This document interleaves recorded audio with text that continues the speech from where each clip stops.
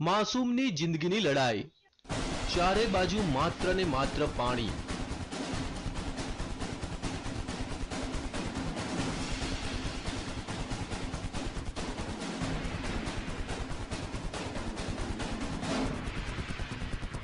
પાણીના ધમધસતા પ્રવાહ વચ્ચે ફસાઈ એક માસૂમની જિંદગી।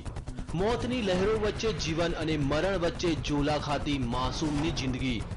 શું આ માસૂમ પોતાનો જીવ બચાવી શકશે ખરો?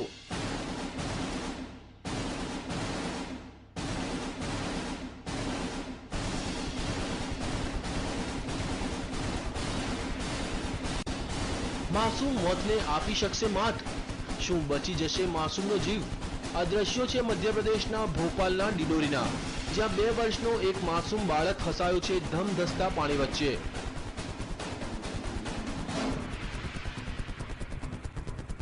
આ બાળક રમતો રમતો આ નદીમાં પહોંચી ગયો અને અચાનક પાણીનો પ્રવાહ વધી જતા તે અટવાઈ પડ્યો।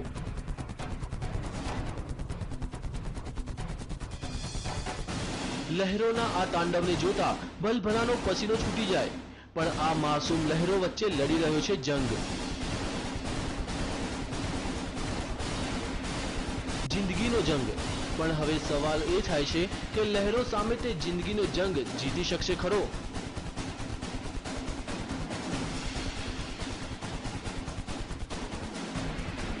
તેને કોઈ પણ ભોગે પોતાનો જીવ બચાવવો છે। તેને નદીના પ્રવાહની કોઈ પરવાહ નથી। તે તો તોફાની લહેરોને આપી રહ્યો છે ટક્કર।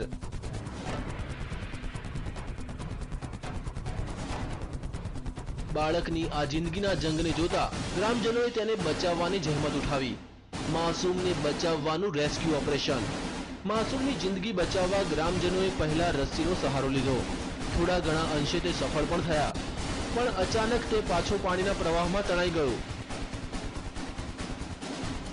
આ વખતે તો લાગ્યું કે માસૂમ તેની જિંદગીથી હાથ ધોઈ બેસશે,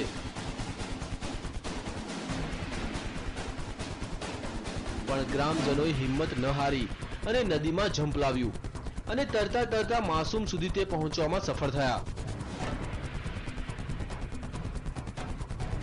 અનેક પ્રયાસ બાદ તેઓ આ માસૂમની જિંદગી બચાવવામાં સફળ રહ્યા।